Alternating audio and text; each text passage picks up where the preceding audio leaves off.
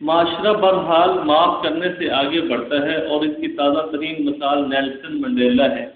Mandela 27 سال انگریز حاکموں کی قید میں رہے۔ ان کے 27 برسوں میں 6 سال کی قید تنہائی بھی شامل تھی۔ یہ ایسی خوفناک قید تھی جس کے دوران نیلسن منڈیلا نے کسی شخص کی آواز نہیں سنی اور اس قید کو اپنی زندگی کی اذیت ناک ترین سزا قرار دیتے ہیں۔ نیلسن منڈیلا کا کہنا تھا کہ مجھے قید تنہائی میں پہلی بار معلوم ہوا انسانی چہرہ، انسانی آواز اور انسانی ساتھ دنیا کی بہت بڑی نعمت ہوتی ہیں۔ نیلسن منڈیلا کا کہنا تھا لیکن اس سزا کے دوران بھی میں نے اپنے قید خانہ کی دیواروں پر ناخن سے اپنے ان تمام گوروں کے نام لکھا تھا جنہوں نے مجھ پر مظالم کے پہاڑ توڑے، اور میں نے جی ہاں نیلسن منڈیلا نے کہنا تھا کہ میں انہیں باہر نکل کر معاف کر دینا تھا۔ نیلسن منڈیلا نے رہائی کے بعد یہی کیا۔ اس نے 1994 میں اقتدار میں آ کر ان تمام لوگوں کو معاف کر دیا جنہوں نے ان پر مظالم کے پہاڑ توڑے تھے۔ نیلسن منڈیلا نے اقتدار سنبھالتے ہی وہ حیران کن کام کیے۔ یہ ایوان صدر پہنچے تو ایوان کا انگریز عملہ پریشان بیٹھا تھا۔ یہ لوگ خوف کو اپنی طرف بڑھتا ہوا دیکھ رہے تھے، لیکن ان کا خیال تھا کہ نیا سیاہ فام صدر دفتر آتے ہی انہیں نوکری سے نکال دے گا، لیکن نیلسن منڈیلا نے دفتر میں داخل ہوتے ہی سارے عملے کو جمع کیا اور انہیں معمول کے مطابق اپنی ڈیوٹی سر انجام دینے کا حکم دے دیا۔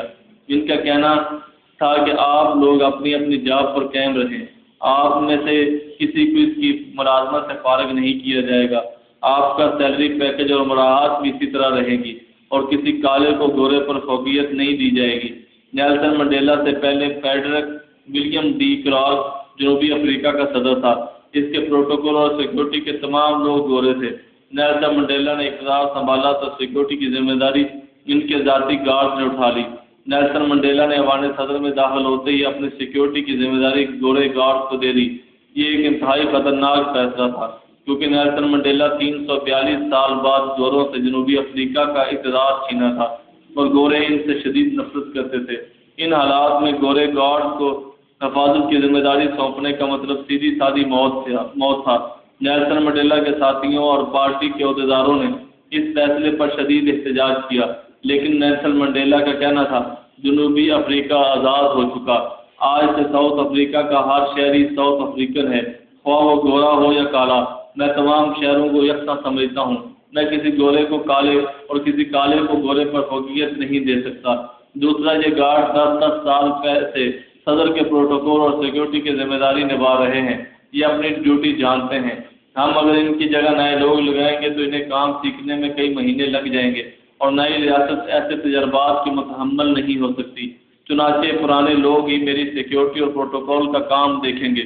نیلسن منڈیلا نے سابق صدر ڈی کلارک کی سفید فارم سیکرٹری کو اپنی پرسنل سیکرٹری بھی لگا دیا۔ یہ ان کی ریٹائرمنٹ تک ان کی سیکرٹری رہی۔ نیلسن منڈیلا کے اقتدار سنبھالنے سے پہلے ساؤتھ افریقہ کی رگبی کی ٹیم شاندار تھی۔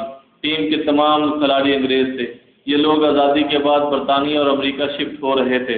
نیلسن منڈیلا کو معلوم ہوا تو انہوں نے رگبی ٹیم کے کپتان جیک فرانکس پینارا کو چائے پر بلایا، اسے اپنے ہاتھ سے چائے بنا کر دی اور اس سے درخواست کی کہ وہ ملک چھوڑ کر نہ جائے، کپتان کی حیثیت سے کام جاری رکھیں، اور ٹیم کو ری آرگنائز کر کے کپتان مان گیا۔ اس نے گوروں کی ٹیم بحال کی اور اس ٹیم نے 1995 میں جنوبی افریقہ کو رگبی کا ورلڈ چیمپئن بنا دیا۔ یہ نیلسن منڈیلا کے اس کھلے دل معاف کر دینے کی اور رواداری کا نتیجہ تھا کہ آج ساؤتھ افریقہ نہ صرف دنیا کے پرامن ترین ممالک میں شمار ہوتا ہے بلکہ یہ تیزی سے ترقی کرنے والے ملکوں کی فہرست میں بھی شامل ہے۔ آپ ساؤتھ افریقہ کی ترقی کا اندازہ صرف اس حقیقت سے لگا لیجئے، آزادی کے بعد 16 سال بعد اس میں فٹ بال کا ورلڈ کپ ہوا، جبکہ ہم لوگ آزادی کے 64 سال بعد بھی اس کرکٹ کا میچ نہیں کرا سکتے جس میں ہم ورلڈ چیمپئن بھی ہیں۔ ہماری ٹیم دنیا کی بہترین کرکٹ ٹیموں میں شمار ہوتی ہے کیونکہ ہم نے آج تک معاف کرنا نہیں سیکھا۔ ہمارے جگیرداروں نے آج تک بزنس مین کو معاف نہیں کیا، بزنس مین صنعت کاروں کو معاف نہیں کر رہے، صنعت کار عوام کو معاف نہیں کر رہے، اور ان سب کو سیاستدان معاف نہیں کر رہے۔ ہم سب ایک دوسرے کے جانی دشمن ہیں اور سیاستدانوں کے خلاف چھڑیاں تیز کرتی رہتی ہے۔ سیاستدان فوج کو نیچے دکھانے کی کوشش کرتے رہتے ہیں مذہبی طبقات ایک دوسرے کو کافر ثابت کرتے رہتے ہیں۔ مولوی لبرل کو معاف کرنے کے لیے تیار نہیں، لبرل مولوی کی جان لینا چاہتا ہے۔ پیپلز پارٹی مسلم لیگ کے خلاف ہے، مسلم لیگ پیپلز پارٹی کے معاف نہیں کر رہی، ان سب کو سونامی نگلنے کی کوشش کر رہا ہے۔ چنانچہ اس عدم برداشت کی وجہ سے پاکستانی معاشرہ ناقابل رہائش بنتا جا رہا ہے۔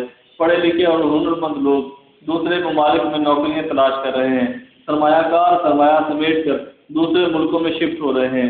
تمام سیاستدانوں نے اپنے اپنے اثاثے ملک سے باہر منتقل کر دیے ہیں۔ پاکستان میں اس وقت 3 بڑی سیاسی جماعتیں ہیں: پاکستان پیپلز پارٹی، پاکستان مسلم لیگ نون اور پاکستان مسلم لیگ کاف۔ ان کے بعد MQM، ANP، JUI اور پاکستان مسلم لیگ ہم خیال کی باری آتی ہے۔ ان تمام جماعتوں کے قائدین کے اثاثے کہاں ہیں؟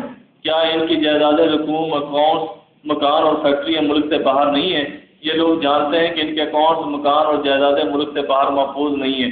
یورپ اور امریکہ کے قوانین تیزی سے بدل رہے ہیں، کسی بھی وقت ان کے جائیدادیں ضبط ہو سکتی ہیں۔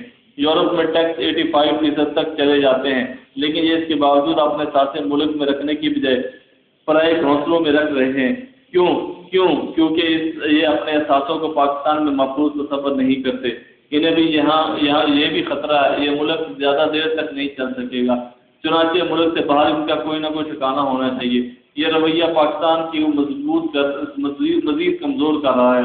ہم صرف معافی کے ذریعے ملک کو اس صورتحال سے نکال سکتے ہیں، لیکن سوال یہ ہے کہ کون کس سے معافی مانگے گا؟ میاں نواز شریف نے 2 دن قبل چودھری شجاعت کے بارے میں فرمایا، اگر چودھری شجاعت قوم سے اپنی غلطیوں پہ معافی مانگ لیں تو میں انہیں معاف کر دوں گا۔